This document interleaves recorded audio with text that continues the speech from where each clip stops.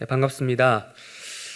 우리는 계속해서 마태복음 11장 마틴 로이드 존스 목사님 그 복음의 핵심의 내용들을 다루고 있었습니다.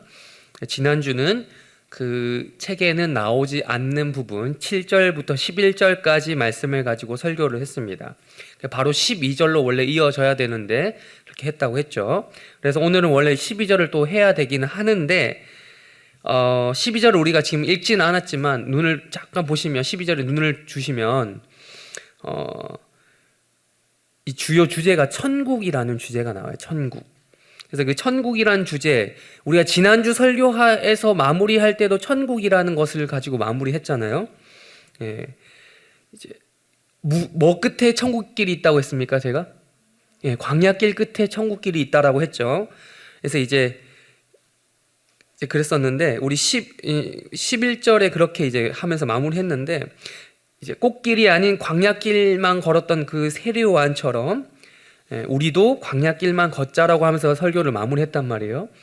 그래서 11절 말씀처럼 그래서 이 천국이라는 이 단어에 제가 어떻게 보면 여운을 남기고 끝냈어요. 근데 이제 원래 오늘 12절로 넘어가야 하긴 하지만 그 천국이란 주제를 조금 더 12절에서 말하는 천국을 다루기 위해서 오늘 11절에 천국을 정리하고 넘어가려고 합니다. 네. 그래서 12절은 다음 주에 하기로 하고요. 11절 천국에서는 우리 한 번만 다시 읽어볼까요? 천국에서는 시작. 극히 그보다 크니라. 네, 요걸 가지고 우리 오늘 말씀을 나누도록 하겠습니다. 천국에서 지극히 작은 자, 천국에서 지극히 작은 자, 그러니까 제일 최하위권, 최하위 티어에 속한 사람이라고 해도 그가 누구죠? 네, 세례 요한입니다. 세례 요한. 세례 요한보다 더 크게 큰 사람으로 취급받는 곳이 천국이다라는 말씀이에요.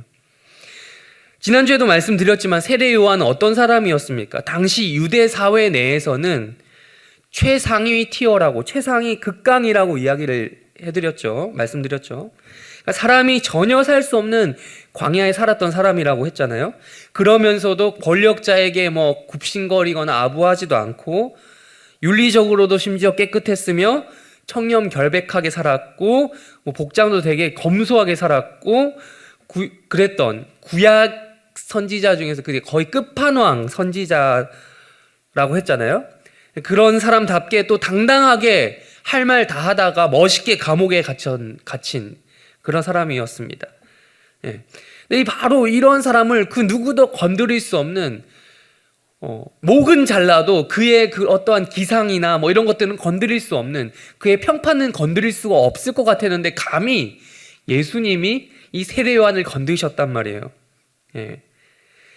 세례 요한의 목숨은 빼앗을 수 있을지언정 정신은 못 건드리는데 예수님이 지금 그를 폄하하는 것처럼 보이네요. 천국에 있는 자는 세례 요한, 천국에서 아무리 작다고 여기는 사람이 있다 하더라도 세례 요한이 아무리 크다고 하지만 천국에서 작은 사람보다는 별로 위대한 게 아니다라는 식으로 얘기를 하셨다는 거죠. 비교 대상. 예. 세례 요한이 아무리 그렇게 위대하고 날고 기는 사람이라고 해도 세상에서 극찬을 받는 그런 위인이라고 해도 천국에서 최고로 낮은 위치에 있는 그 사람보다는 크다. 제가 말 잘못했죠. 낮은 위치에 있는 그 사람이 더 크다. 예. 세례 요한보다 더 크다 이 말이에요.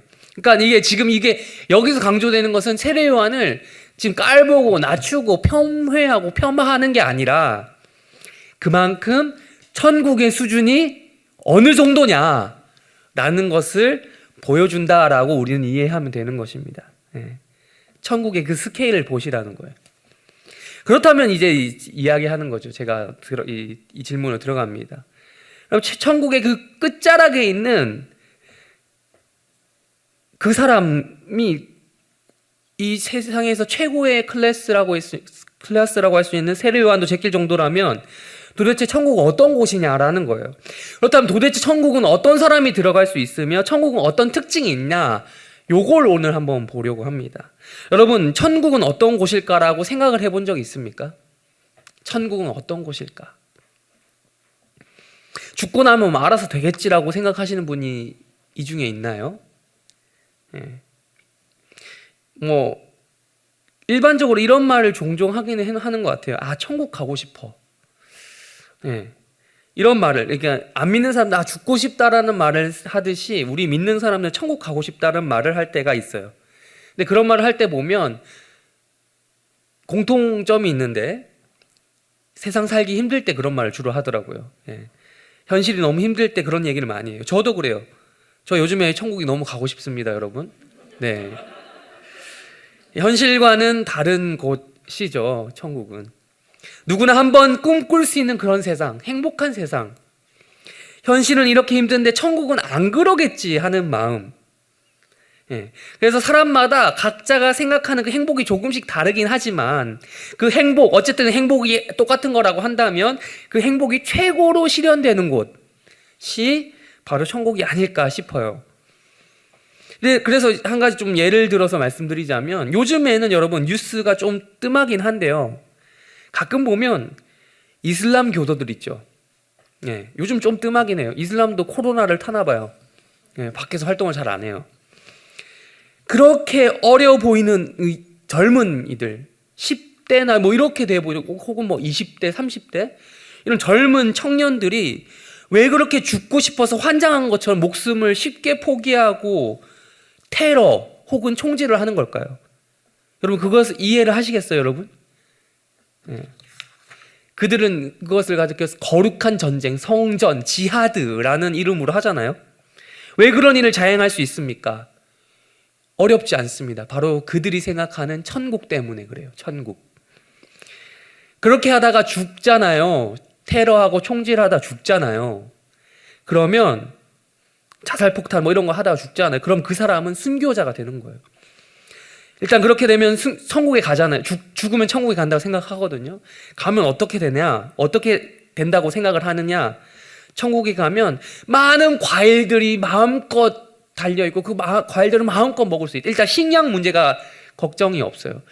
비록 이 땅에서는 가난하고 지질하게 살아도 그럴 염려가 없다. 여러분 이슬람 그 폭탄 테러하는 사람들 중에 뭐 이슬람에서 뭐 귀족이나 그런 뭐 부자들이 테러하는 거 봤습니까? 없죠. 다들 가난한 사람들이에요. 이슬람 교도들 중에서도 무슬림이라고 다 뭐 부유한 건 아니잖아요. 가난한 애들이에요. 가난한 애들. 왜? 천국 가서 뭔가 누리려고 그러는 거예요. 그렇게 교육을 시키고. 그러니까 그리고 뭐 그런 과일들 마음껏 이거 식량 문제가 해결이 되고 또 뭔가 물만 흐르는 하천이 있는 게 아니라 우유도 흐르고 뭐 심지어 술도 흐르고 이 술은 되게 특징이 뭐냐면 꿀도 흐르고 근데 이 술이 흐르는 하천의 특징이 뭐냐? 술을 마음껏 마셔도 취하는 일이 없다. 두통이나 이런 술의 부작용이 있죠. 그게 없는 세상이래요. 그러니까 얼마나 가고 싶겠어요. 특별히 이슬람 교도들에게는 술 자체가 금지되어 있어요. 여러분 무슬림 중에 술 마시는 사람 봤습니까? 기독교인은 마셔도 무슬림은 안 마시거든요. 술은. 네, 절대 안 마십니다. 정책적으로 나라에서 이슬람 국가들은 정책적으로 술을 판매하지 않습니다. 그러니까 그러니까 술이 흐르는 강이 있는데 그걸 마셔도 취하지 않는 거. 그러니까 그 술이 주는 유익함이 있죠. 알딸딸함, 약간은 이런 그런 느낌만 좋은 것만 주고 뭐 취함에서 오는 뭐 두통이라든지 뭐 구토라든지 뭐 이런 거는 없다라는 것입니다. 네. 이슬람의 천국에는 그렇대요. 여러분 이런 천국 가고 싶으십니까? 또한 이슬람 국가에서는 그럼 어떤 불법적인 성매매라든지 성행위를 금지하고 있어요. 좀 심해요. 그래서 발각이 되면 흔히 말하는 불륜이 발각이 되면 돌로 쳐 죽이는 형벌이 아직까지도 있죠. 네. 그래서 뭐 공개 처형까지 당하고 그럽니다. 근데 이제 이슬람 이 사람들이 죽어서 천국을 가잖아요. 특별히 순교를 해서 가잖아요. 그러면 가는 즉시로 거기 여러 명의 처녀들이 그 죽은 순교자를 위해서 대기하고 있다라고 합니다. 예. 뭐 여러 가지 그 외모적인 특징들이 있는데 굳이 이야기하지 않겠습니다. 너무 이게 외모지향적인, 외모지상주의적인 이런 것들이 있기 때문에 알아서 궁금하신 분은 알아서 찾아보세요. 제가 말하기도 좀 민망하고. 어쨌든 그들 여인들이 다 자기 거가 되고 그런 성적인 유의들을 누릴 수 있다라고 이야기를 합니다. 순교자일수록 더더욱 그런 대접을 받는데 72명에까지 구체적인 숫자가 기록이 돼 있어요. 72명의 여자와 그런 걸 누릴 수 있다라고 이야기해요. 그러니까 여러분, 간혹 요즘에 다문화의 영향을 받아서 이슬람 교도들 약간 중동 남자들 매력이 있어 보일 수도 있잖아요. 이 여성분들 중에 그런 남성을 좀 좋아하시는 분도 있을 수 있어요. 약간 눈이 푹 들어가 있고 약간 그 털이 많이 났고 약간 그런 것들을 멋으로 생각할 수가 있는데 여러분, 무슬림 조심하셔야 돼요. 예. 이슬람교가 왜 그렇게 성차별적인 종교인지 우리는 조금만 우리가 이 웹사이트를 통해서 서칭만 해봐도 알 수 있는 이야기예요. 대놓고 외모지상주의적, 이거 여성에 한해서 외모지상주의적인 가치관을 가르쳐주고 있어요. 사람들이 우리 뭐 성경의 일부 구절을 가지고 남녀 차별적이다, 뭐 성차별이다 이런 얘기를 하는데 뭐 이 이슬람은 해석의 여지도 없이 문자 그대로 아주 그냥 대놓고 그렇게 얘기를 합니다. 성차별. 심지어 그들이 그렇게 믿는 거룩한 선지자, 그 선지자 누굴까요? 무함마드가 대놓고 얘기했어요. 믿는 자에게는 낙원에서 믿어서 죽은 자에게는 낙원에서 천국이죠. 그들이 말하는 천국이죠. 낙원에 가면 그들이 성관계를 즐길 수 있는 엄청난 정력을 주겠다라고까지, 일당 100명의 정력을 줄 수 있다라고까지 이야기를 했어요. 그래서 여러분, 이슬람 교도들이 일부 다처제를 허용하잖아요. 근데 여기서 이제 문제가 일부 다처제를 하고 싶어도 일부 1초도 못하는 사람들이 있다라는 거예요. 많다라는 거예요. 경제력 문제 때문에. 돈 있는 사람은, 이슬람교 중에서도 무슬림 중에서 돈 있는 사람은 그렇게 하는데 아닌 사람은 안 한다. 여자들이 시집도 안 가는 거예요. 돈 없으면. 그러니까 이렇게 그들의 천국에 목숨을 걸고 이론화시켜가지고 그것에 목숨 걸고 사람들이 죽어나가는 거죠. 네.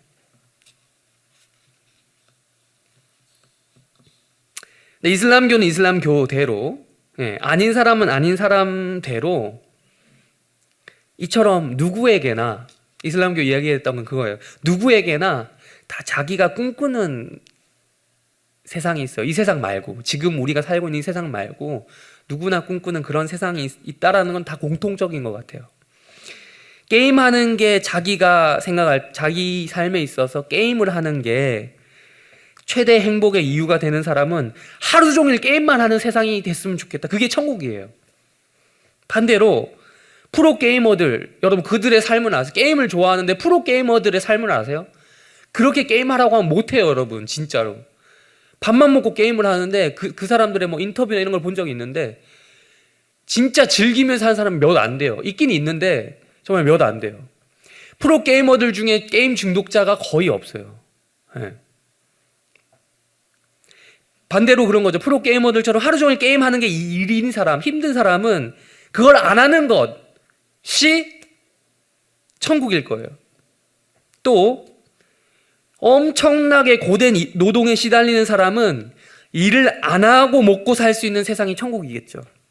반대로 일이 없는 사람, 백수는 어떤 일을 하면서 어떻게 하면 조금이라도 일을 하면서 나의 정체성을 찾을까라는 그 세상이 천국일 거예요. 또한 도덕적으로 엄청 예민한 사람이 있다 칩시다. 그 사람은 그런 자기의 도덕적 가치관과 맞지 않는 그런 악한 사람들이 한 명도 없으면 좋겠다. 그 세상이 바로 천국이다라고 생각하겠죠. 반대로 악한 사람이라고 있다 칩시다. 악당은 자기가 악한 행동을 마음껏 하는 그 세상이 천국일 거예요. 이처럼 각자가 다 다른 행복이라는 가치관이 있기 때문에 그들이 생각하는 행복한 장소, 그런 행복이 실현되는 장소, 이런 천국의 개념은 다 달라요. 근데 여기서 한 가지 공통점이 있다면 천국, 그곳은 바로 곳, 장소를 지칭한다라는 점이에요. 어떤 곳이 있다라는 것. 아까도 말했지만 이 천국이라는 이런 곳을 가고 싶을 때는 현실이 매우 어렵거나 먹고 살기 힘들고 그럴 때예요. 이 시대에 있어서 천국을 지칭하는 또 다른 용어가 있다면 오늘 설교 제목에도 나왔지만 바로 유토피아라는 말로 이야기할 수 있을 것 같습니다. 여러분, 유토피아라는 말이 어디서부터 나왔을까요? 우리나라에는 없는데 제가 호주에 있었을 때 버블티 가게 이름이 유토피아가 있었어요. 네, 우리나라에는 없더라고요. 제가 버블티를 그때 못 먹어서 되게 서러웠는데, 네, 가난해서. 네. 아무튼 유토피아는 어디서 나온 용어입니까? 지금으로부터 500년 전 이야기예요. 500년도 더 됐죠. 네, 500여 년 전. 영국 사람 토마스 모어라는 사람에 의해서 지어진 소설의 제목입니다. 토마스 모어는 영국의 대법관, 정말 높은 지위죠. 대법관 출신의 정치가였습니다. 이 사람이 살던 시대는 어떤 시대일까요? 그때 영국, 잉글랜드의 국왕이 누구였을까요? 맞춰보실까요? 아시는 분? 모르세요? 역사의 문외한들이십니까? 잉글랜드 국왕 중에서 좀 유명한 왕이 있어요. 여러분 이거 미드 좀 오래되긴 했는데 튜더스라는 미드 보셨습니까? 아, 몰라요. 좀 옛날 거긴 해요. 네. 튜더 왕조의 왕이었던 헨리 8세라고 있습니다. 여러분 헨리 8세 얘기해도 모를 것 같아요. 아무튼 헨리 8세라고 있는데 그 사람이 통치하던 시대였어요. 헨리 8세가 어떤 사람이냐면 이 종교개혁 역사에 등장하는 사람이에요. 우리 기독교 역사하고도 되게 기독교 역사를 공부하면 이 사람 이야기가 꼭 나와요. 헨리 8세 어떤 사람이냐면 종교개혁의 주인공이에요. 그러니까 종교개혁하면 전 유럽에서 있었던 종교개혁, 카톨릭으로부터 개신교가 빠져나온 사건이 종교개혁이죠. 그 중에서도 영국의 종교개혁을 일으킨 사람이 독일 같은 경우는 누구였습니까? 종교개혁의 주인공? 잘 아시는 분? 마틴 루터죠. 마틴 루터. 리키 마틴이 갑자기 생각나는데 아니고, 리키 마틴도 되게 옛날 사람이었어요. 아무튼 마틴 루터는 어떤 사람이야? 신분이 뭐였어요? 사제였어요. 그러니까 그 종교계에 있었던 사람이란 말이에요. 근데 영국의 종교개혁을 일으킨 사람은 다름 아닌 누구다? 헨리 8세는 신분이 뭐다? 왕이다. 왕에 의해서 종교개혁이 일어났다. 왜? 예. 종교개혁 역사에 등장하는데 이 사람이 왜 종교개혁을 일으켰냐? 들으면 하실 거예요. 들어본 적 있을 거예요. 결혼을 하기 위해서, 또 다른 결혼을 위해서 그 전 부인과 이혼을 하려고 법적인 절차를 밟으려고 했는데 이게 안 돼서 종교개혁을 일으킨 거예요. 왜 그럴까요? 왜 이혼을 자기 마음대로 왕인데 못하죠? 그렇죠. 교황청. 네, 시원시원한 대답 좋습니다. 네. 교황청의 허락을 받아야 되는데 당시 국왕의 결혼은 여러분 다 대부분 정략 결혼이에요. 정말 순수하게 내가 너와 사랑에 빠져서 이런 경우가 거의 없겠죠. 근데 이 헨리 8세는 그런 걸 추구했던 사람이야. 일종. 처음에 정략 결혼해서 결혼했는데 이 여자가 싫은 거야. 이게 그냥 뭐 스페인 이런 다른 나라의 그런 이거 있잖아, 이런 혈통, 왕과 혈통과 결혼한 거예요. 근데 싫은 거야. 그래서 이혼을 하려고 법적인 절차를 해서 밟으려고 신청을 했는데 교황이 거부하네. 왜 거부했을까요? 웬만하면 교황도 들어주고 싶겠죠. 근데 왜 거부했을까요? 들어줄 경우 그 스페인 왕의 심기를 건드리니까 그게 외교적인 문제가 있었던 거예요. 이 교황도 이게 정치적인 라인을 잘 타야 했거든요. 그래서 문제가 됐다는 거예요. 그러다가 교황과 결국 트러블이 생겨서 영국이란 나라 전체적으로 열받네, 가톨릭 버려, 이렇게 얘기한 거예요. 네. 그리고 영국의 국가교회를 만듭니다. 그게 지금의 영국의 성공회 앵글리칸 처치예요. 지금까지 이어지고 있습니다. 우리나라에도 성공회가 있긴 있죠. 있는데 저기 좀 크진 않아요. 저기 어디죠? 저기 중구 어디 감이 있습니다. 저기 어디죠? 그 호텔 근처인데 아무튼 기억이 정확하게 지금 말을 못 하겠는데 거기 있어요. 영국 국교회라고 하기도 하고 성공회라고 하기도 하고요. 영국 국가교회를 만들었어요. 여러분 그 역사 시간에 배웠을 거예요. 세계사 시간 혹은 그때 수장령이라고 들어보셨습니까? 수장령? 네. 수장령이 뭐냐면 수장시켜라 이게 아니고 내가 수장이 되겠다 이거예요. 누가 수장이 되겠다? 교황이 교회의 대장이 아니라 누가 교회의 대장이다? 영국 교회의 대장은 교황이 아니고 왕이다 라는 것입니다. 그러니까 약간 유럽의 다른 나라들하고는 좀 약간 좀 순수성이 떨어지죠. 물론 유럽의 다른 나라도 뭐 종교개혁 하는 과정이 있어서 100% 순수하다고는 할 수는 없는데 조금 여기는 좀 많이 좀 노골적이에요. 그래서 여러분 성공회 이건 좀 또 다른 얘기긴 하지만 성공회 혹시 영국 국교회 이런 가보신 분, 그 예배당 안에 들어가 보신 분, 영국 여행을 가거나 혹은 뭐 우리나라나 뭐 다른 나라에 있는 영국 교회를 들어가 보신 분 없으십니까? 들어가 보면 예, 가보신 분 들어가 보면 딱 느낌이 그래요. 저는 호주에 있을 때도 가봤던, 호주가 아무래도 영국의 영향을 받은 나라니까 호주 있을 때 가봤던 것 같은데 느낌이 딱 이게 성당이랑 뭐가 다르지 이거예요. 이게 느낌이 거의 똑같아요.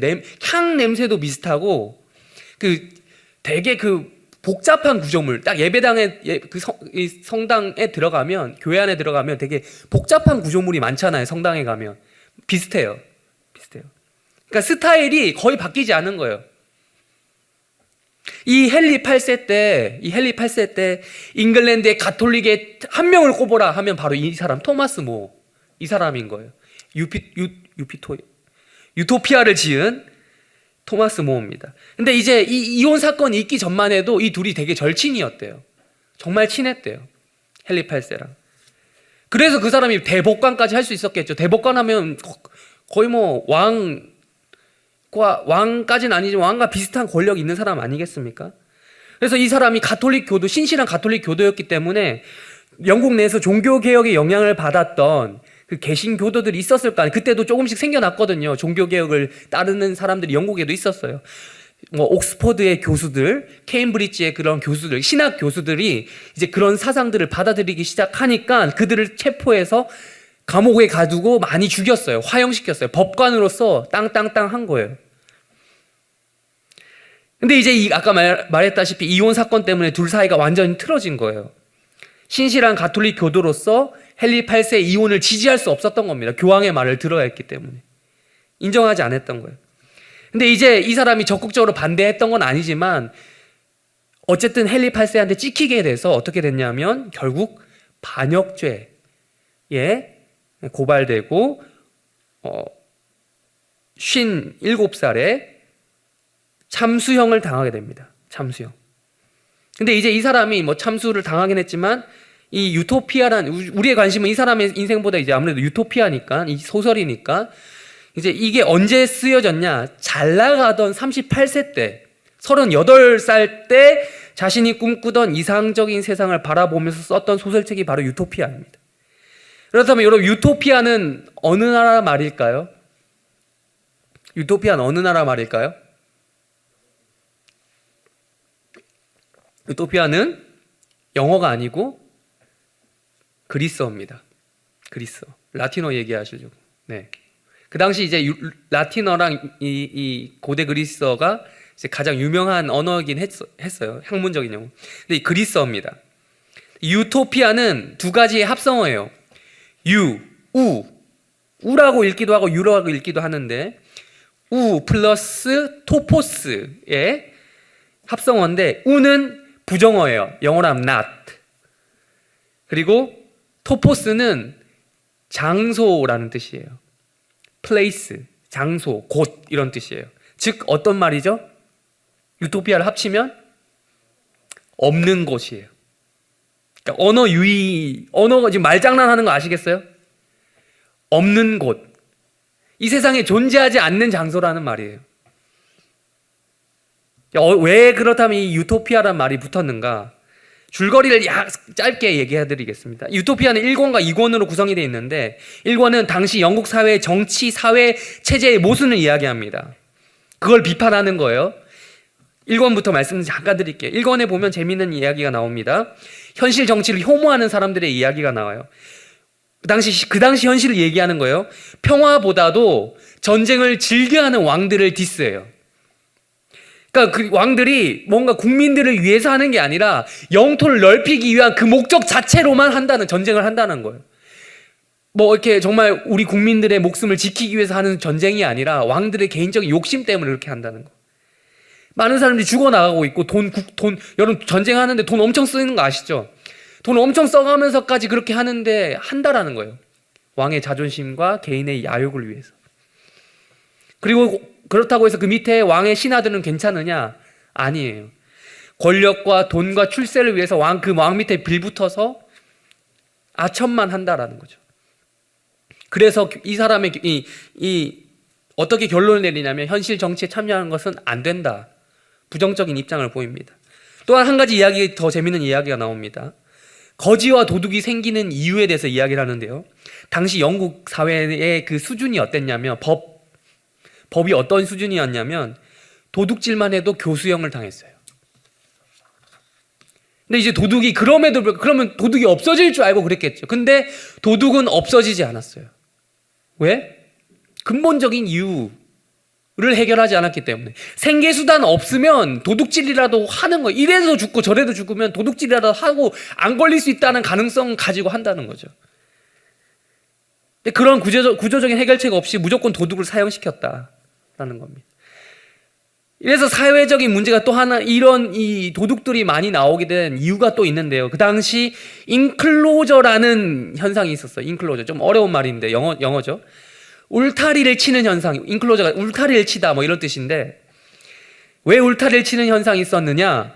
그때 당시 부가가치가 높았던 그 작물이라고 해야 되나요? 그게 있었어요. 그게 뭐냐면 양털. 그것을 위해, 그 양털이 팔면 비싼 거야. 그러니까 그 땅을 가지고 있던 귀족들이 너나 나나 할 거 없이 농지를 다 양 목장으로 바꾼 거야. 그래서 울타리를 치기 시작한 거예요. 그러다 보니까 어떤 일이 발생합니까? 농지들이 다 양 목장으로 바뀌면 어떤 일이 발생해요? 그 밑에서 일하던 농민들이 다 쫓겨나는 거야. 야, 한순간 실업자. 그전에는 물론 부유하지는 않았지만 그래도 먹고 살 수는 있었거든. 자기가 그 농지를 개간해서 이렇게 해가지고 먹고는 살 수 있었는데 이제는 먹고도 못 사는 아예 실업자가 된 거예요. 내쫓기게 된 거예요. 생계수단 대책이 없이. 그래서 도둑이 된 거예요. 도둑이. 이게 악순환이 반복되는데 그래서 농지들이 줄어드니까 또 나중에 어떤 일이 발생하느냐. 곡물값도 같이 폭등하는 거야. 그런 절도죄가 많이 있고 죽고. 그러니까 여러분 장발장 이런 얘기가 그냥 나온 이야기가 아니에요. 그래서 이런 말까지 있었다고 합니다. 양은 온순한 동물이지만 영국에서는 그 양이 인간을 잡아먹는다. 그래서 이런 것으로 일권이 그래서 어떻게 마무리되냐면 사유재산 이거 필요 없다. 재산 공유해야 된다. 그런 세상이 와야 된다. 라고 이야기하면서 1권이 마무리되고 2권이 바로 그 유토피아라는 곳이 진짜 있다더라. 그걸 본 사람에 대한 썰이 나옵니다. 이게 허구예요, 허구. 여러분 소설입니다, 이거 소설. 그런 유토피아라는 섬에 갔다 와서 내가 그런 게 있을까? 재산을 공유하는 그런 사회가 진짜 있을까? 궁금해 했는데 있더라더라. 진짜 있더라의 얘기가 2권이에요. 그래서 진짜 갔더니 사유재산이 없는 거예요. 그러니까 그 얘기를 해주는 거예요. 사유재산 없는 곳이고 그 유토피아라는 섬의 이름인데 유토피아에 갔더니 사유재산이 없고, 근데 그 나라의 특징이 뭐냐면 또 약간 영국을 패러디했어요. 섬나라하고 54개의 도시가 있는데 이 54개의 이 도시가 그 당시 영국의 도시 숫자가 똑같대요. 섬나라. 그러니까 약간 영국을 패러디한 거죠. 근데 사유재산이 없고 그래서 재산을 공유하고 거기 사는 모두가 한 가지 이상의 기술을 갖추고 모두가 일을 하며 농촌에 2년 살았다가 도시에 2년 살았다가 이게 주기적으로 순환 반복된대요. 모든 사람이. 그리고 게다가 그런 사회인데다가 민주적인 선거로 지방선거를 실시하고 관료를 뽑는다. 여러분 이게 당시 시대를 생각하면 되게 혁신이에요. 1500년대 이야기란 말이에요. 혁신이죠, 혁신. 어디 감히 민주 정치를 생각할 수. 계급이 없어지고 막 그런 거잖아요. 또한 노동도 어떻게 하냐면 하루에 딱 6시간만 일한대요. 여러분 꿈과 같은 정말 유토피아 아닙니까? 하루에 6시간, 오전에 3시간, 오후에 3시간. 꿈의 직장. 나라 자체가 그래요. 8시간 자야 되고 나머지 시간, 그럼 나머지 시간 뭐 하냐? 6시간 더하기 6시간 빼면은 몇 시간이죠? 아니, 나머지 시간은 다 취미 생활, 여가 시간. 그러니까 노동과 복지의 절묘한 조화가 있는 곳이고, 그래서 식량도 같이 먹는 거야. 나눠서 같은 공동 식사를 하는 거예요. 병원도 무상병원 진료가 이루어지고, 여행도 권장하고. 여러분, 지금 여행이야 마음껏 하지만, 1500년대 얘기예요. 여행 마음대로 못했어요. 영지를 못 떠나, 그 지방 영주의 밑에 있던 사람들은 그 영지를 마음대로 못 떠났어요. 보고를 해야 되는데, 보고해도 잘 떠날 수도 없었어.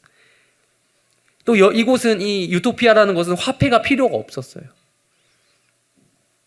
황금을 돌같이 보는 그런 사회, 정신적인 쾌락이 물질적인 쾌락보다 더 중요시되는 사회, 최소한의 법으로도 유지되는 사회, 전쟁이 최대한 억제되어서 하더라도 무력 충돌보다는 외교로 풀어나가는 사회, 정말 불가피하게 싸울 수밖에 없다, 전쟁할 수밖에 없다. 그러면 우리나라 사람이 국민이 싸우는 게 아니라, 유토피아 국민들이 싸우는 것이 아니라 용병을 고용해서 돈 주고 사서 싸우는 사회.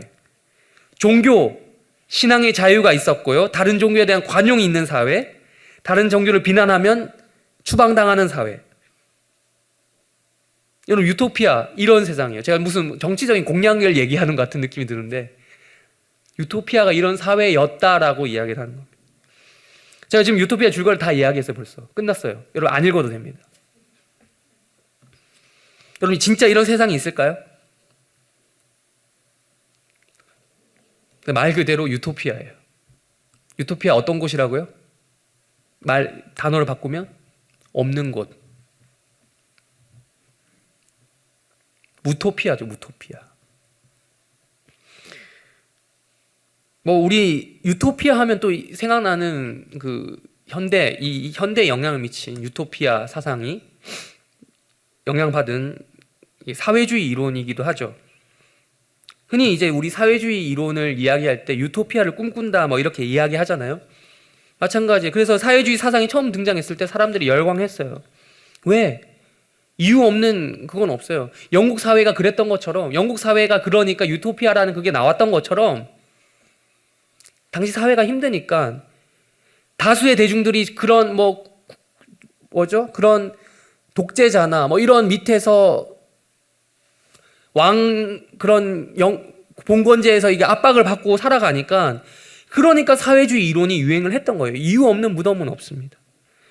정말 이상적인 세계, 그래서 이 유토피아를 꿈꾸게 했던 거예요. 실제로 그래서 많은 사람들이 그 사회주의 이론, 그런 유토피아를 꿈꾸는, 실제로 그걸 주도하고 선도하는 사람들이 그런 걸 보여줄 것 같았거든요. 현실로 올 수 있다라고, 있는 세상이라고 믿게 했다라는 거죠. 그래서 그게 실제적으로 드러났던 사건이 있죠. 여러 가지 사건이 세계적으로 있겠지만 국가적으로 생겼던 거. 러시아의 그 황제 체제를 무너뜨린, 재정사회를 무너뜨린 볼셰비키, 10월 혁명, 중국 문화 대혁명 등이 바로 이런 거예요. 그러나 이런 유토피아가 말 그대로 유토피아더라 라는 것을 깨닫게 해주었다는 걸 우리는 역사를 통해서 잘 배우고 있어요. 네. 왜? 이론은 좋아요. 다 좋아요. 그렇게 된다면 너무 좋아요. 그러나 거기 가장 핵심적이고 중요한 사실 하나를 빼먹었거든요. 뭐죠? 그 안에 있는 인간의, 그걸 실행하는 인간이 어떤 존재인가? 그걸 모르는 거예요. 인간은 이기심이 그냥 있는 존재가 아니라 이기심이 많고 욕망이 많은 존재예요. 즉, 죄를 극복하지 못한 상태에서 그걸 하려고 하니까 안 되는 거죠.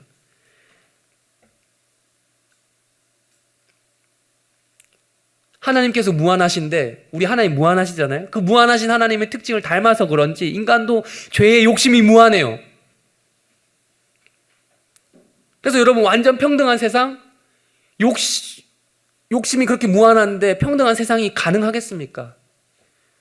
불가능했고 불가능할 거예요. 지금 제가 지금 사회주의의 그것만 얘기하고 있는데 그게 맞고 이게 지금 아니고 이런 얘기를 하려고 하는 게 아니라 반대도 마찬가지죠. 반대도. 결국 사회주의든 민주주의든 자본주의든 공산주의든 그들이 그리는 나름대로 유토피아가 있는데 결국 성경적인 입장에서 보자면 하나같이 답이 없어요. 그러니까 성경적인 천국이냐? 여러분이 그리시는 천국. 자, 천국 이야기하다가 유토피아로 넘어왔잖아요. 우리가 그리는 천국이 정말 성경적인 천국이냐? 아니면 정말 아까 말했다시피 그런 유토피아 수준이냐는 정말 따로 생각해 보아야 될 문제예요. 많은 사람들이 유토피아나 천국이나 뭐 별 차이 없이 그게 그거냐는 식으로 받아들이고 있어요. 아니에요. 우리는 죄 때문에 그걸 분간하지 못하고 있는 거예요.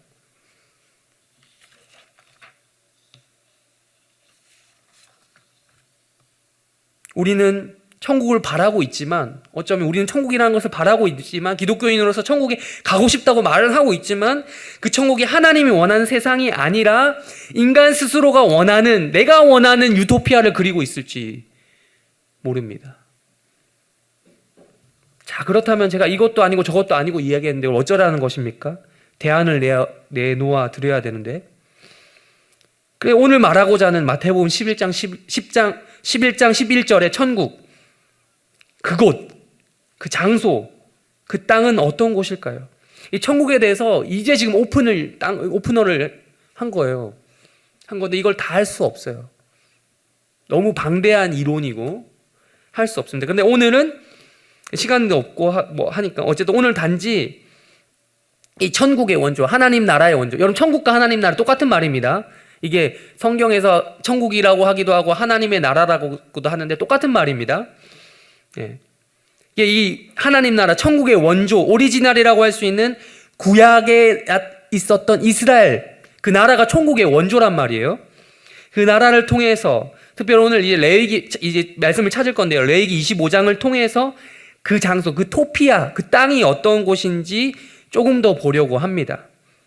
레위기 25장을 우리 한번 볼까요? 레위기 25장 우리 한번 띄워주실까요? 말씀. 네, 레위기 25장 한번 보시면 되겠습니다. 찾을 수 있으면 또 찾아 놓으시고요. 우리 한번 2절부터 5절까지 읽겠습니다. 시작.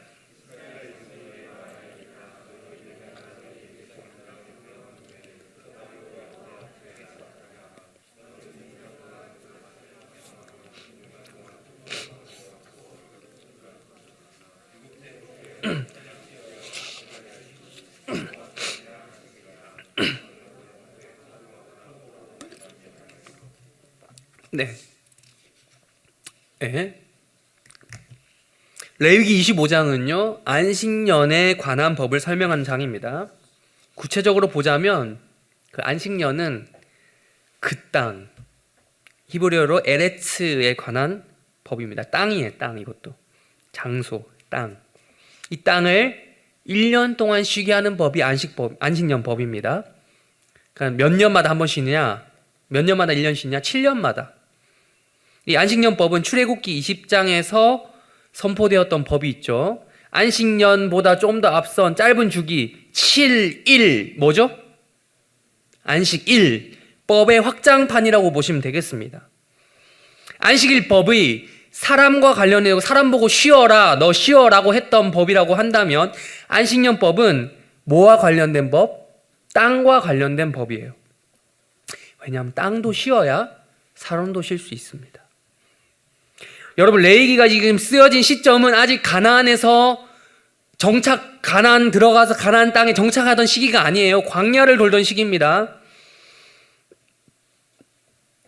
그런 시점에서 곧 정착하게 될 이스라엘 민족에게 이 땅과 관련된 법은 중요할 수밖에 없어요. 미리 이야기하지 않으면 정말 아까 얘기했지만 그 땅 문제 뒤죽박죽 되는 거예요. 욕심에 의해서 뒤죽박죽 되는 거예요.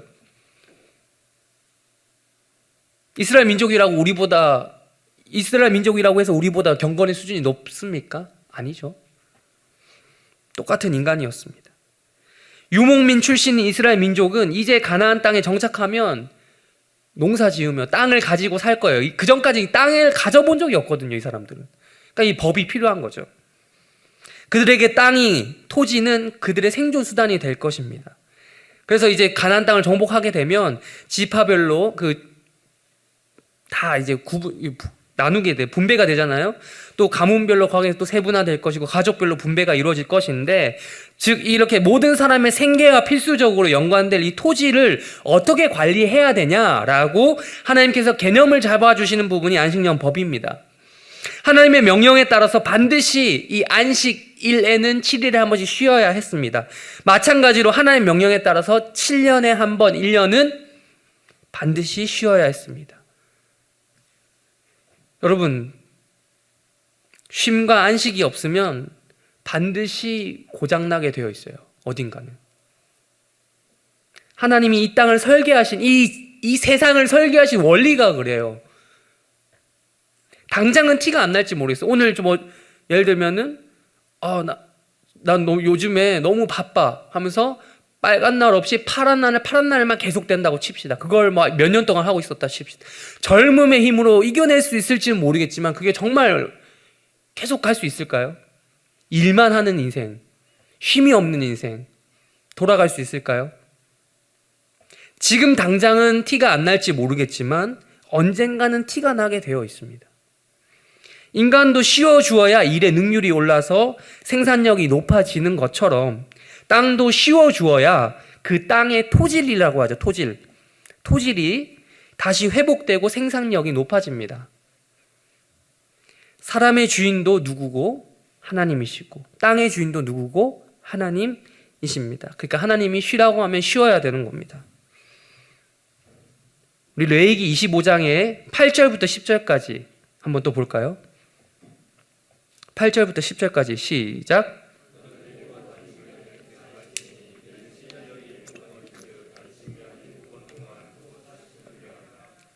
죄다른 나는 속죄일이니 너는 뿔나팔 소리를 내되 전국에서 뿔나팔을 크게 불치며 너희는 50년째를 거룩하게 함. 그 땅에 있는 모든 주민을 위해 열을 공포하라. 이에는 너희에게 희년이니 너희는 각기 돌아가며 각각 자기의 가족으로 돌아갈지며. 25장에는 또 안식년도 나왔지만 하나 더 나와요. 안식년의 확장판 희년에 대해서도 나와요. 희년은 말 그대로 복희자를 써요. 복희자. 복된 년입니다. 복된 해입니다. 희년법은 안식년의 확장판이라고 말할 수 있을 정도로 정말 특별해요. 안식년을 7번 하게 되면 7, 7에 49. 그러니까 이 희년은 안식년의 확장판인 만큼 안식년보다 더욱더 특별한 날입니다. 일단 어떻게 시작한지 나오죠. 뿔나팔을 크게 불어서 이스라엘 전국적으로 알리는 거예요. 그러니까 50년에 한 번. 그러니까 그 사람의 인생에, 한 사람의 인생에 있어서 한 번, 두 번 있으면 진짜 대박. 좀 그럴 수가 없겠. 한 번 있을까 말까 그런 날이죠. 그런 해인 거예요. 그러니까 히브리어로 여러분 주빌리라고 하는데요. 요벨, 주빌리, 영어로 하면 주빌리라고 하는데 이것의 원래 뜻이 이제 뿔이라는 뜻이에요. 양의 뿔, 나팔로 불던. 근데 이제 이 희년의 가장 독특한 특징은 이거죠. 여기 우리가 읽었다시피 그런 사회적인 어떤 구조적 모순에 의해서 종이 된 자들, 그러면 안 되는데, 이 사회가 원래 그러면 되는 사회가, 종이라는 그 시스템 자체가 생기면 안 되는 사회인데 생길 수밖에 없었던 거죠. 그러니까 구조적 모순에 의해서 종이 생겼던, 그래서 종이 되었던 자들, 어쩔 수 없이 그렇게 종살이 하던 사람을 위에서 자유가 선포되던 그런 날이었던 거예요. 또한 사람만 그랬던 게 아니라 아까 땅도 마찬가지예요. 땅도 이래저래 흩어졌단 말이에요. 소유주가 많이 바뀌었단 말이에요. 소유주가 바뀌고 사고 팔고 하면 안 되는데 사고 팔고 하다가 소유주도 바뀌고 이렇게 흔히 말하는 지주도 생기고 이런 거죠. 예. 소작농도 생기고 내 땅이었는데 내 땅 다 잃어버리고 거기 들어가서 농사만 짓는, 겨우 벌어먹고 사는. 그게 리셋되는 거예요. 원상복구. 이스라엘 사회가 이렇게 율법 아래에서 법이 있고 율법의 통치를 받고 있고 계속 받아야 되지만 하나님께서는 이 이스라엘 사람들을 100% 믿지 못했던 거예요. 이미 이 법을 통해서 우리가 알 수 있는 거는 얘네들 못 믿는다라는 거예요. 매우 잘 아셨던 거죠, 미래를. 그래서 시간이 50년 정도 흐르면, 하나님의 명령에도 불구하고 50년 정도의 기간을 두면 분명히 사회적인 문제가, 구조적인 문제가 생길 거다라는 걸 하나님 아셨던 거죠. 어떤 문제입니까? 땅을 사고 파는 문제, 사람이 사고 팔아지는 건 문제. 근데 우리 23절 한번 읽어볼까요? 23절 읽겠습니다. 시작.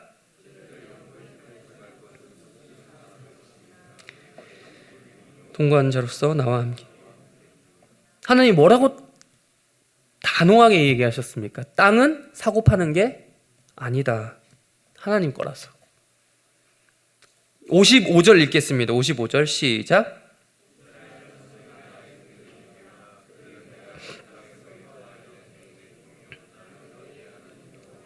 (55절) 위에 보면 그런 똑같은 말이 나요. 사람도 사고 파는 게 아니다라고. 네. 이스라엘 백성들의 주인은 누구다? 이스라엘 백성의 땅의 주인은 누구다? 하나님이다. 근데 현실이 그렇다는 거예요. 이건 하나님이 말씀하셨는데 걔네들 안 지킬 거야. 반드시 어떤 이유에서든 그런 일들이 생겨난다라는 거예요. 누군가는 누군가 밑에 들어가서 종살이를 하게 될 것이고, 누군가는 누군가에게 노동력을 제공하고 소장농이 될 것이라는 거예요. 왜? 땅 팔아먹으니까. 누군가는 누군가에게 돈이 필요해서 땅을 팔아먹을 것이고, 누군가는 누군가의 땅을 마구 사들여서 땅 부자가 될 것이다. 근데 왜 이런 문제가 생깁니까? 하나님 말씀을, 말했듯이 하나님이 그들의 주인이란 사실을, 그 땅의 주인이 되시고 그들 인생의 주인 되신다는 것을 인정하지 않기 때문에 이런 일들이 발생하는 거예요. 이웃을 위해 향한 자비가 없는 거예요. 그리고 하나님께서 맡겨주신 그 자산도 관리하지 못한 거예요.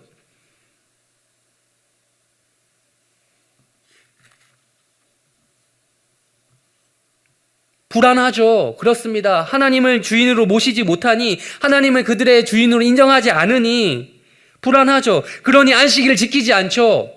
안식년을 무시하죠. 희년도 없죠.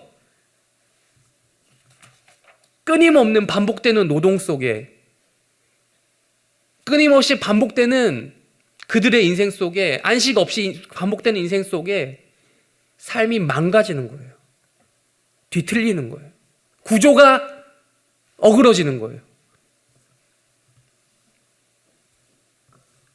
그래서 이스라엘 사회에서 그런 문제가 발생할 거야 라는 걸 아시고 최후의 수단으로 만들어 놓으신 게 안식년, 그리고 더 나아가서 희년인 것입니다. 50년만 되면 초기화시켜 준다라는 거예요. 안식년에선 7년 동안 쉬는 것밖에 없지만 50년이 쌓이면 정말 최악의 경우로 갈 수 있는 그것을 막는 거예요. 다 해방이 되는 거예요. 자유가 선언되고. 아무도 그때가 되면 이거 내 땅이었는데 말 못하는 거, 이 사람 내 종이었는데 말 못하는 거예요.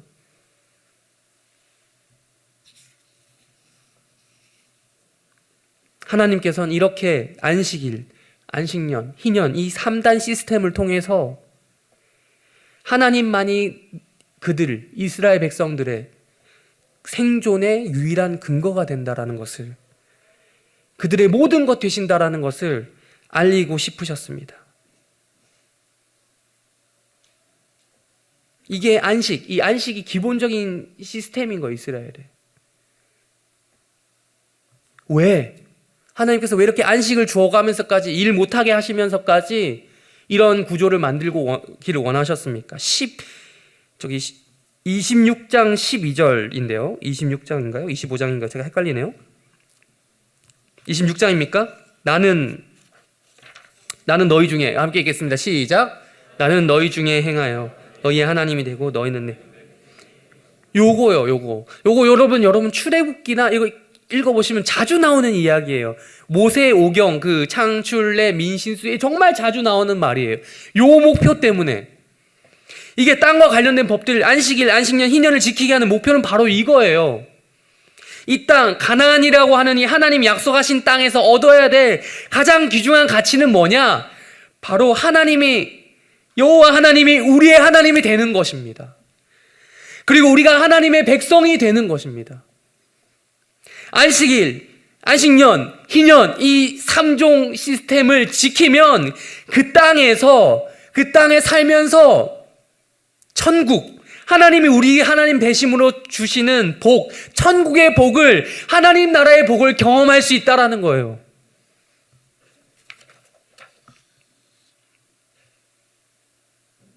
근데 우리 34절, 26절, 34절, 35절 읽겠습니다. 시작.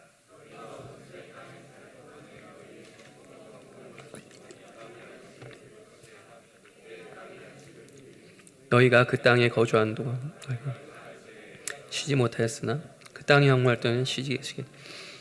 이 부분에서는 하나님이 너희가 이걸 안 지켰, 이 3종 구조를, 이 3단 시스템을 안 지켰을 때에 일어날 일에 대해서 예고하고 계세요. 일종의 협박이죠. 땅을 빼앗기게 된 거야. 내가 너희들에게 준 이유가 사라지는 거야. 땅 빼앗아 버린다는 거예요. 안식년과 희년이 제대로 안 지켜졌을 경우 빼앗아 간다는 거예요. 강제로 안식시키겠다는 거예요. 그 땅을 내가 줬던 땅, 이 귀한 땅, 내가 준 땅인데 너희들 안 지켜? 그럼 내가 강제로 안식시켜 버릴 거야 라는 거죠. 성경은 땅이 안식을 누린다라고 지금 34절, 35절에서 이야기를 하는데 강압적으로 아예 나라를 망하게 하겠다는 말이죠. 그러니까 여러분 안식하라고 할 때 해야 되는 거예요. 하나님이 정한 법대로 안식을 누려야 우리의 영원한 안식을 빼앗기지 않는다는 겁니다. 아니면 강제로 빼앗기는 거. 근데 결과적으로 안타깝게도 성경 전체를 통해서 우리가 추론할 수 있는 거, 사실 팩트는 뭐냐면 이스라엘 역사 가운데 이 희년 제도가 제대로 지켜진 적이 없다입니다. 안식년은 뭐 지켰을지 모르겠는데 희년 제도는 제대로 실행된 적이 없다예요. 오히려 성경은 안식과 희년의 법에서 우려했던 그 상황이 실현되었다라고 이야기. 우리 역대하 36장 21절 보실까요? 역대하 읽겠습니다. 시작. 땅이 안식년을 누린 같이 안식 70년을 지냈으니 여호와께서 하나님께서 70년을 몰빵으로 안식시키셨어요. 이스라엘이 포로 생활한 지 끌려나간 지 70년이 됐거든요. 70년을 몰아서 이스라엘 백성들이 안 지킨 걸 그대로 몰아서 돌려주셨습니다. 성경은 안식년법, 희년법에서 우려했던 그 상황이 실현되었다라고 이야기를 해요. 우려했던 그 상황. 강제로 안식시켜 버리셨던 거죠. 여러분 말씀을 정리하겠습니다. 오늘 유토피아 이야기했고 천국 이야기했습니다. 진지하게 물어봅니다. 천국 가고 싶으세요? 네, 감사합니다. 힘든가 보네. 세상이 힘들 때, 현실이 너무 힘들 때, 뭐 코로나 이런 거 유행하고 있으니까 더더욱 지구 종말 이런 이야기들, 천국 이런 이야기들을 많이 하고 또 많이 그런 이야기들이 돕니다. 세상이 뭐 또 전체적으로 괜찮다 하더라도 뭐 코로나가 아니었다 하더라도 본인이 개인적으로 힘들면 또 천국 가고 싶다라는 이야기를 많이 하기도 합니다. 그런데 여러분 잘 생각해 볼까요? 다 이 땅에서 먹고 사는 문제 때문에 생각하게 된 그런 거 아닙니까? 여러분 천국 가고 싶은 이유가 뭐냐고요? 정말 그곳에 가면 내가 사랑하는 주님, 하나님, 우리 예수님 볼 수 있지 않을까? 그래서 가고 싶은 마음입니까? 아니면 아까 말했던 유토피아 같은 마음으로 가고 싶은 마음이 있는 것입니까? 뭐 그렇습니다. 인정합니다. 저도 참 쉽지 않다라는 거 인정합니다. 참 이 땅에서 벌어먹고 살기 쉽지 않습니다. 빌어먹을 세상이 진짜 뭔지 제가 욕하는 거 아니에요? 빌어서 먹고 산다라는 게 뭔지 잘 여러분 우리 특별히 청년의 시기에 잘 경험하고 있으리라, 뼈저리게 경험하고 있으리라 생각을 합니다. 하다못해 부모님께 빌어먹고도 있잖아요. 저도 제 나이 37인데 제가 지금 어떤 감정적으로 이게 호소하려고 이런 마음이 아니라 저도 37인데 아직 제가 학부 때 학자금도 못 갚았어요. 저 도와달라는 소리 아니에요. 도와주지 마세요. 저 잘 살아요. 네. 대출 유예기가 많이 남아 있습니다. 네. 그러니까 우리 같은 사람들, 여러분 이 중에도 대출하고 여러 가지 어쨌든 형편 다양할 거예요. 우리 같은 사람들 땅 없고 부동산 없고 내 집 하나는커녕 심지어 신혼 전세금조차 제대로 마련하지 못하는 그런 사람들에게 유토피아는 말 그대로 꿈과 같은 이야기예요. 없는 세상이죠. 유토, 있을 유, 제가 여기다가 좀 언어 유희, 저도 언어 유희 했는데요. 유토, 땅이 있다. 네. 역사적으로 이 유토는 땅이 있는 사람들은 소수였어요. 귀족이나 왕족이나 있는 사람들인 거죠. 부르주아 이런. 지금 제가 프롤레타리아 입장에서 항변한 거 아니에요. 분노하자는 거 아니에요. 그러니까 이런 유토피아라는 이야기를 제가 쭉 했는데 이걸 통해서 어떤 혁명을 해야 된다든가 어떤 이런 거대한 정치적인 담론을 하자는 게 아니에요. 과연 우리 기독 청년들은 우리의 궁극적인 소망을 어디다가 두고 살아야 되냐는 말이에요. 이 땅을 살아내야 할 시점이 그래도 확률적으로 우리의 어른들보다는 많은데 어떻게 살아가야 남은 인생을 잘 살 수 있을까요? 우리가 바라보아야 할 그 땅, 토피아, 그곳은 과연 어디가 되어야겠냐는 말이에요. 그렇습니다. 답을 이미 말씀드렸습니다. 천국입니다. 그런데 여러분, 아까도 말했지만 유토피아와 천국은 같은 곳이 아닙니다. 다릅니다. 천국은 있는데요. 유토피아는 단어 말 그 뜻 그대로 없는 곳이에요. 이 세상 안에, 이 땅 안에 유토피아는 없습니다. 실현은 불가능해요. 여러 역사적인 사례도 들여서 말씀드렸고 현실적으로 성경적으로 다 아니라고 말씀을 드렸습니다. 하나님은 살아계시는 신입니다. 예수님만이 우리를 구원하시는 분입니다. 맞습니다. 그게 불변하지 않는 사실이죠. 그것에 못지않게 우리 인간의 탐욕과 죄는 밑도 끝도 없기 때문이죠. 그 인간이 죽을 때까지 뿌리까지 죄로 물든 인간이 바뀌지 않는 이상 절대로 유토피아는 가능하지 않아요. 불가능해요. 그러나 성경은 우리에게 말합니다. 유토피아가 아니라 무엇이 있다고요? 천국이 있다. 반드시 있다. 하나님이 계신 그곳이 있다라는 것입니다.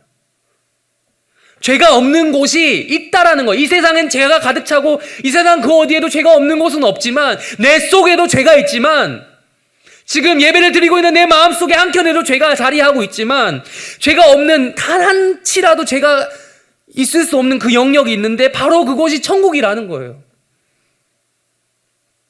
모든 인간의 모든 죄와 아무런 상관이 없는 곳, 천국이라는 곳이 있다. 천국은 그렇습니다. 천국 이 땅에서부터 시작이 됩니다. 하나님이 계시는 그 어느 곳이나 천국, 하나님 나라가 됩니다. 물론 이 땅에서의 천국은 좀 약해 보이지만, 작아 보이지만 점점 천국이 확장되고 나중에 정말 종말이 오면 하나님 나라가 완전히 이루어집니다. 그런데 저는 있잖아요. 지금 오늘 여러분에게 제가 지금 자, 이제 천국이 시작되었습니다. 이미 하나님 나라가 이 땅 가운데 왔습니다. 그러니 이제 여러분의 삶의 현장으로 나아가셔서 하나님 나라를 마음껏 여러분 삶에서 실천하세요. 실현해 보세요. 할 수 있습니다. 파이팅! 이 이야기를 하는 게 아니에요. 그런 거창한 목표 여러분에게 주고 싶은 마음이 없습니다. 그저 오늘 성경이 말씀하는 원리대로 잘 쉬었으면 좋겠어요. 이때까지 코로나 때문에 많이 쉬었는데 또 뭘 쉬라는 거죠? 여러분, 천국의 시작은 다름 아닌 진정한 안식으로부터 시작되기 때문이에요. 영원한 안식이 시작되는 그 포인트가 천국. 우리의 영혼은 쉼이 필요합니다. 영혼의 쉼이 필요해요, 여러분. 진정으로 여러분의 영혼은 쉬고 있습니까? 안식일, 안식년, 희년이 그 법이 여러분 마음 가운데서 실천이 되고 있어요? 어떤 모 기독교 단체는 있잖아요. 이렇게 주장해요. 안식년, 희년 시스템을 그대로 지금 대한민국 가운데 가져와야 된다라고 이야기하는 사람들도 있어요. 한국 사회에 이식시켜야 된다. 여러분, 그게 아니에요. 우리나라는 그때 이스라엘 사회랑 똑같지 않잖아요. 신정일치 체제가 아니에요. 딱 한 가지만 우리가 적용했으면 좋겠어요. 안식일, 안식년, 희년. 그 어마어마한 하나님 나라, 그 정말 담을 수 없는 그 개념, 천국. 그것은 어디서부터 시작됩니까? 영원한 천국의 시작 포인트가 어디냐고요? 바로 이곳이라는 거예요. 쉼의 스타트, 영원한 쉼을 연습하는 곳, 바로 이곳 예배의 자리부터 시작되는 것입니다.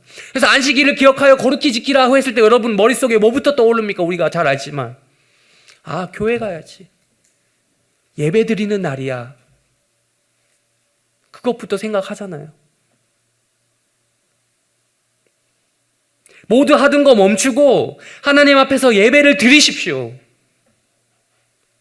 예배를 드리면서 자기를 점검하십시오. 자기의 영혼을 점검하십시오. 계속해서 짓던 죄, 일주일 내도록 지을 수도 있다 칩시다. 그러나 한 번 그 끊어주는 날이 있다면 주일이 되게 하십시오. 이 예배당에 나와서 느끼십시오. 깨달으십시오. 아, 내가 미친 듯이 일 안 해도 나를 먹여 살릴 수 있는 분은 단 한 분, 하나님이 계시는구나. 우리에게 필요한 안식은 이런 것입니다. 그런데 그렇지 않을 경우 어떤 일이 발생한다고 아까 말씀드렸습니까? 하나님의 최후의 수단이 남아있어요. 강제 안식입니다. 그 인생 자체를 쉬게 만들어버리는 거예요. 무서운 말이죠. 우리 진짜 이제 예배당에 복귀해도 되는데, 우리 청년들 복귀해야 할 타이밍인데 안 복귀하는 지체들이 있어요. 와도 되는데 안 와도 되는 친구, 그러니까 물론 진짜 못 와서 못 오는 친구들이 있지만, 이제 제발 교회 와라 라는 이야기를 이미 했긴 했는데 또 해야 돼요. 지금 와서 안식을 맛보십시오. 맛보게 하십시오. 물론 여러분이 있지만 여기 없는 사람, 천국을 와서 맛보게 하십시오. 예배를 드리면서 천국에 하게 될 것을 이 스타트로 삼아서 연습을 하십시오. 천국에도 여러분 노동이란 게 있어요. 뭐죠? 천국에서 이 노동이 뭡니까? 예배입니다. 쉴 새 없이 예배, 거기 가면 예배 드릴 텐데, 정말 끝없는 예배, 말 그대로 영원한 예배를 드릴 텐데, 그걸 연습하는 시간이 이건데 연습 안 하고 거기 가면 얼마나 민망하겠어요. 여러분, 이 땅에 유토피아는 없습니다만 이 땅에 천국은 있습니다. 우리 모두 이 천국을 여기서부터 경험하며 사는 그런 해림교회 청년들, 성도들 되시기를 바랍니다. 기도하겠습니다.